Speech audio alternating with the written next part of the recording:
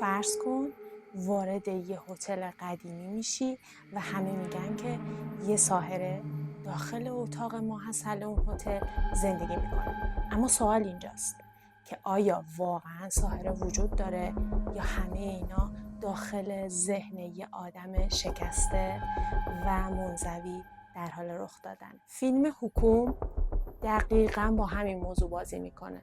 اما سوال اصلی اینجاست، آیا موفق میشه؟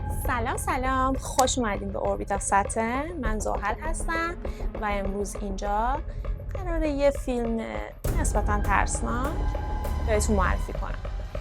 پس با من همراه باشید.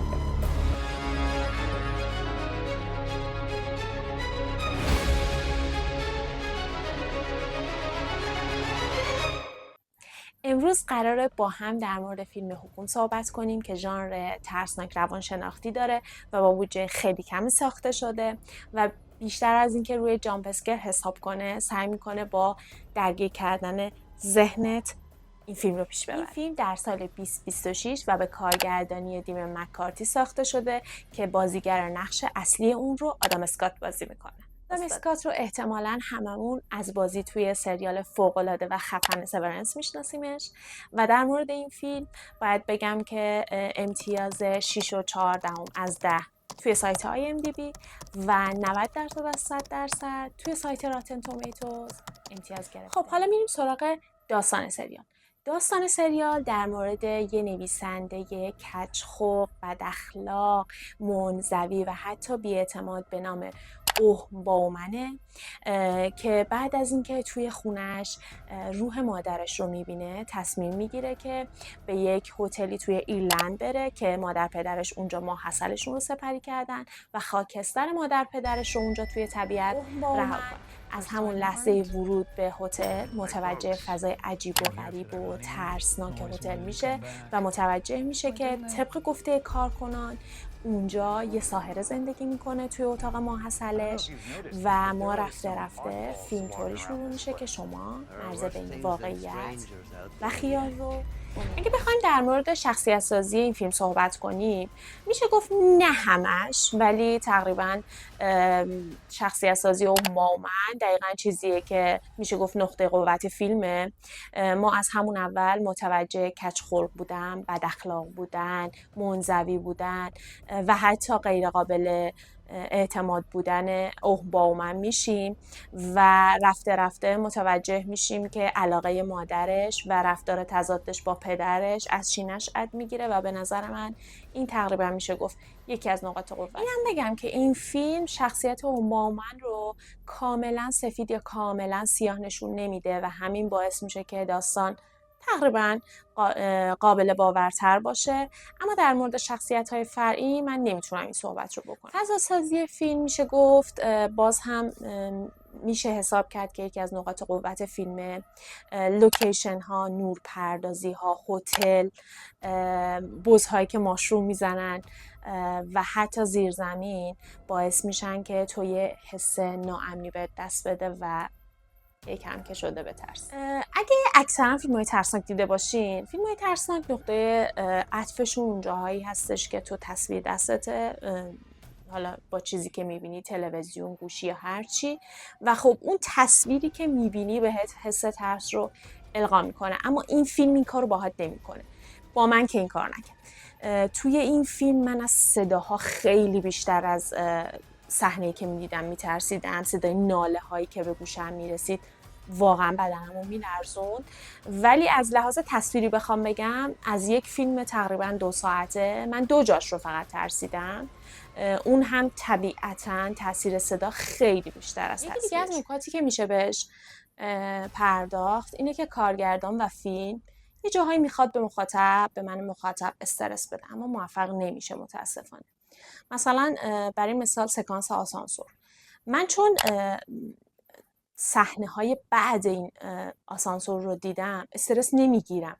یعنی مردی که وایساده و تون داره آسانسور رو میزنه و 2 نفر دارن میان که رد بشن من هیچ استرسی نمیگیرم. اون استرسی که اون داره اونجوری دکمه آسانسور رو میزنه رو نمیگیرم. اون حس بده رو نمیگیرم که وای الان دیدنش، وای دیدنش، وای گرفتنش. نه متاسفانه این حس اصلا تو من ایجاد نمیشه. چون حل مسئله قبلا انجام شده. من قبلا دیدم که این اتفاق افتاده، تمام شده و هیچ اتفاق خاصی نیفتاده، پس طبیعتا اون صحنه هیچ تاثیر روی من در مورد بازیگری و کارگردانی این فیلم بگم، آدم اسکات توی این فیلم تقریبا بازی قابل قبولی ارائه داده، اما از اونجایی که من بعد از سریال سیونز انتظاراتم از آدم اسکات بالا رفته، طبیعتا دوست داشتم اون رو توی فیلم، سریال یا یه پروژه خفن‌تر ببینم.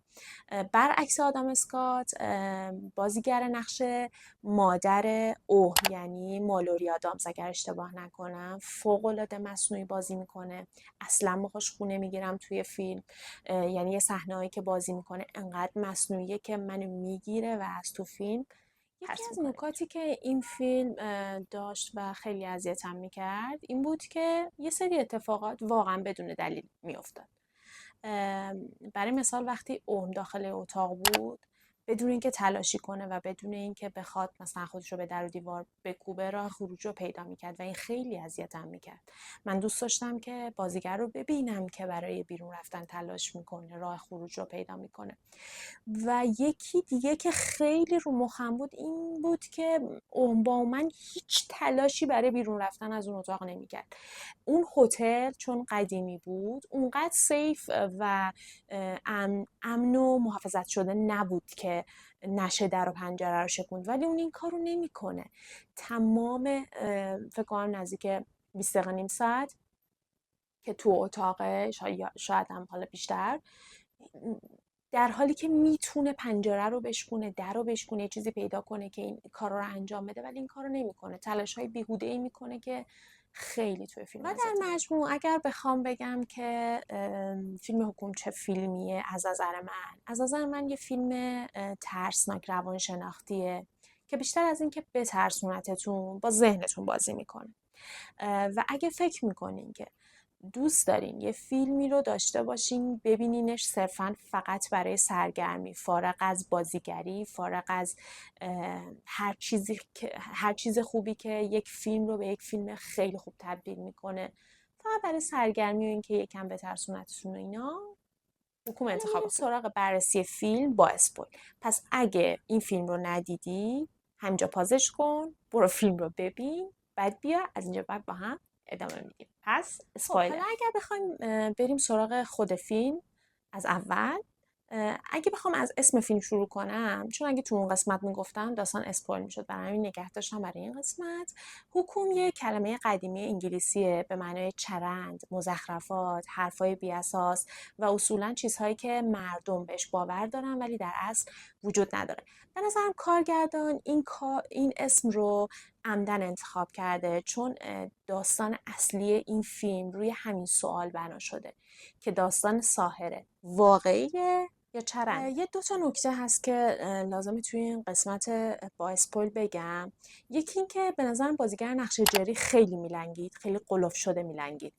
درسته از روی ماشین پرت شده بود پایین و اینا، سعی میکرد که اوم رو نجات بده. خیلی ناراحت شدم که مرد، دوست داشتم که بمونه تا ته فیلم، ولی خب در مورد بازیگریش خیلی قلوف شده میلنگید و اینا، خیلی به نظر من تو چیز دلزنک بود تقریبا.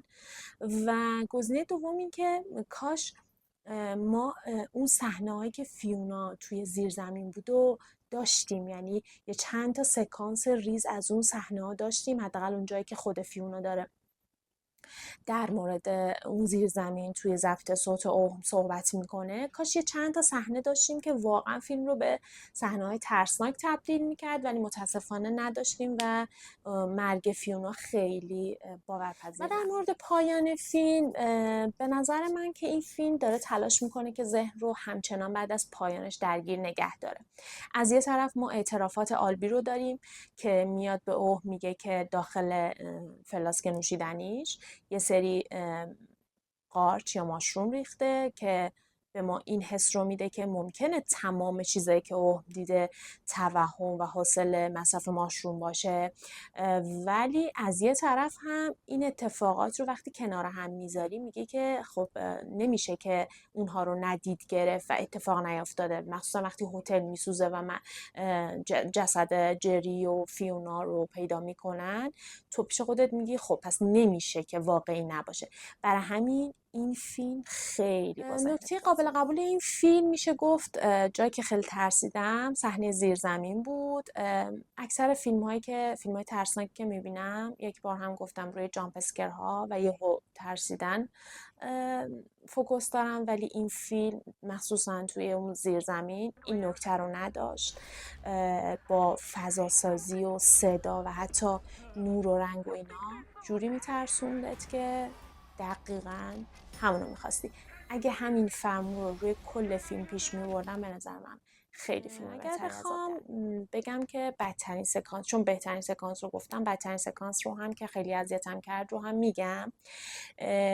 یک صحنه بود که اوه در بچگی جلوی تیوی نشسته، یعنی این توی خاطراتش داشت مرور میشد و داره با اسلحه پدرش بازی میکنه که اشتباهی با تفنگ به مادرش شلیک میکنه و مادرش رو میکشه ظاهرا.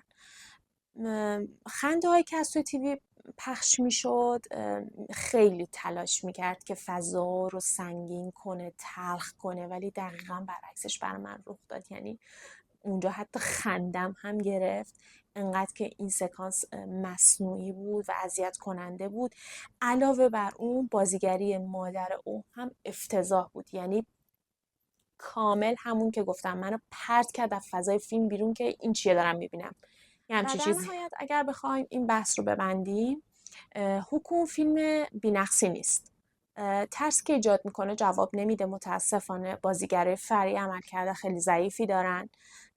تصمیمای شخصیت اصلی اصلا منطقی نیست. اما خود فیلم مرزی که ایجاد میکنه بین واقعیت و خیال خیلی جالبه. اگر میشد یه ذره این ایده رو بست داد و بهش پر و بال داد و حتی خفن ترش کرد، خیلی فیلم خوبی از آب در می اومد، ولی متاسفانه این اتفاق نیفتاد. اون انتظاری که از یک فیلم ترسناک روانشناختی داشتم متاسفانه در من ایجاد نشد. من یادمه که یه فیلم میدیدم خیلی قدیم ها به نام اسکلت بود اگر اشتباه نکنم، اون هم ترسناک روانشناختی بود که فوق‌العاده روی روان و واقعا خودم تاثیر گذاشت. خیلی ترسیدم، انتظار همچین فیلمی داشتم ولی متاسفانه خیلی ضعیف بود. امتیازی که من بهش از 10 میدم، باز هم میگم به عنوان خود من، به عنوان ساترن، به عنوان زحل، امتیازی که بهش میدم 5.5 از 10. اگر این فیلم رو دیدین حتما برام کامنت بذارین و نظرتون در موردش بهم بگین، خیلی خوشحال میشم. لایک و کامنت و سابسکرایب لطفا فراموش نشه. مرسی که هستین و با حمایت هاتون کمک میکنین که این راه ادامه پیدا کنه. دوستتون دارم. بای بای.